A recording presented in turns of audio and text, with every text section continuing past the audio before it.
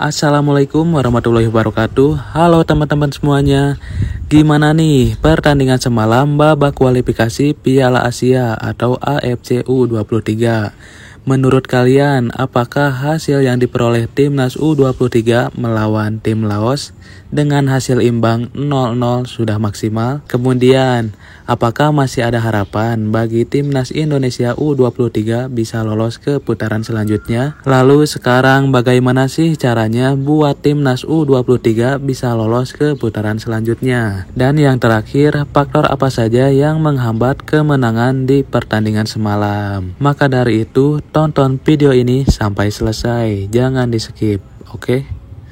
Tanpa berlama-lama lagi, kita langsung saja membahas pertandingan semalam. Let's go!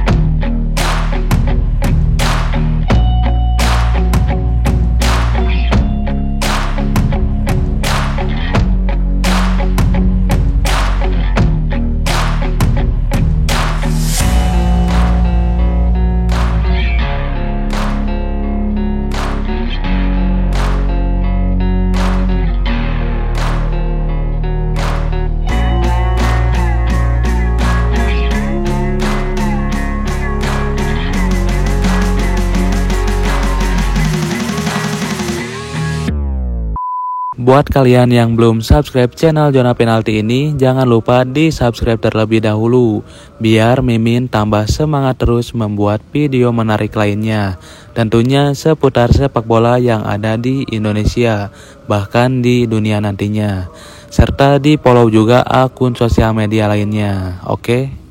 Pertama-tama yang harus kita garis bawahi terkait pertandingan semalam yaitu timnas Indonesia U23 tidak kalah.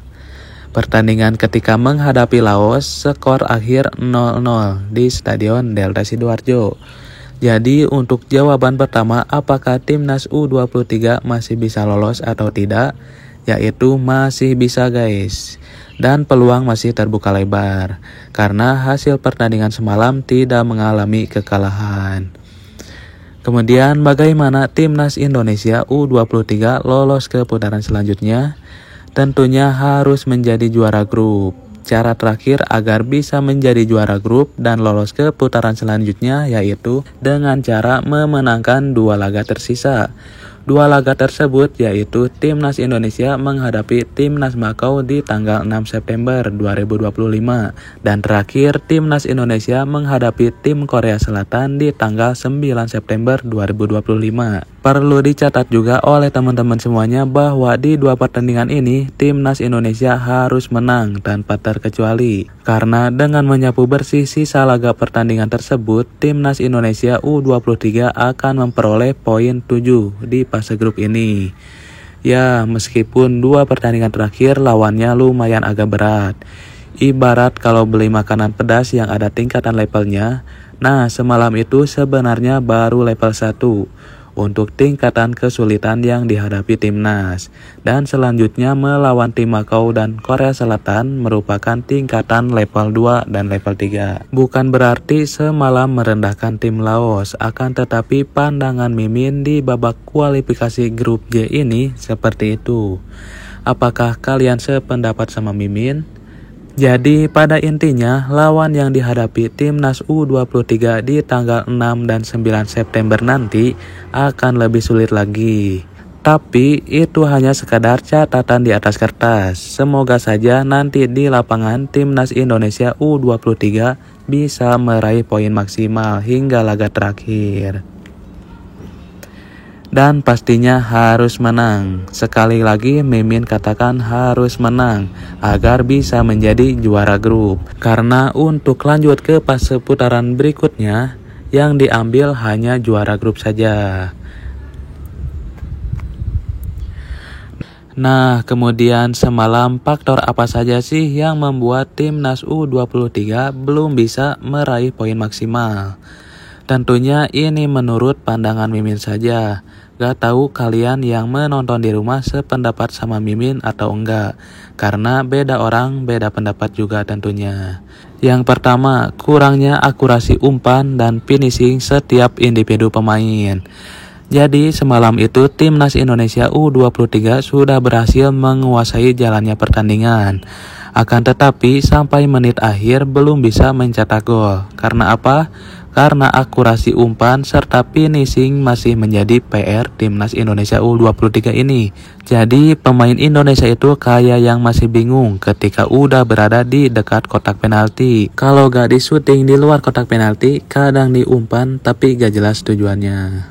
Yang kedua, kontrol bola yang masih kurang bagus. Gelandang timnas Indonesia U23 belum bisa mengalirkan bola dengan baik ke sesama rekan tim. Serta ketika menerima umpan dari rekan tim, masih banyak kesalahan dalam mengontrol bola. Sehingga timnas Indonesia masih mudah untuk dipatahkan ketika akan melakukan setup penyerangan. Yang ketiga, visi misi permainan yang kurang jelas. Ada beberapa momen yang harusnya menyerang dan mencoba menusuk pertahanan lawan, akan tetapi malah di back pass terus, sehingga selalu kehilangan momen dalam mencetak gol. Selain itu, kurangnya kreativitas antar pemain di pertandingan semalam. Sudah tahu lawannya menerapkan strategi bertahan, akan tetapi pola permainan timnas Indonesia tidak berubah dari awal sampai akhir. Tidak mau mencari opsi lain dalam hal penyerangan. Begitulah mungkin tanggapan Mimin terkait pertandingan semalam. Semoga timnas Indonesia U23 bisa berbenah lagi sebelum menghadapi pertandingan selanjutnya. Tentunya masih ada waktu buat evaluasi pertandingan. Sedikit pesan buat penonton semuanya, jangan sampai berkecil hati. Masih ada harapan bagi timnas Indonesia U23 untuk lolos ke putaran selanjutnya dengan memenangkan sisa 2 laga terakhir. Dan jangan lupa support terus timnas Indonesia agar bisa mengharumkan nama baik Indonesia di sepak bola Asia. Walaupun ini tidak mudah bagi timnas Indonesia U23, akan tetapi tidak mudah bukan berarti tidak mungkin. Mungkin itu saja video hari ini yang dapat Mimin sampaikan. Mohon maaf apabila banyak kekurangan ataupun kesalahan dalam pembuatan video ini. Terima kasih buat kalian yang sudah menonton video ini sampai akhir.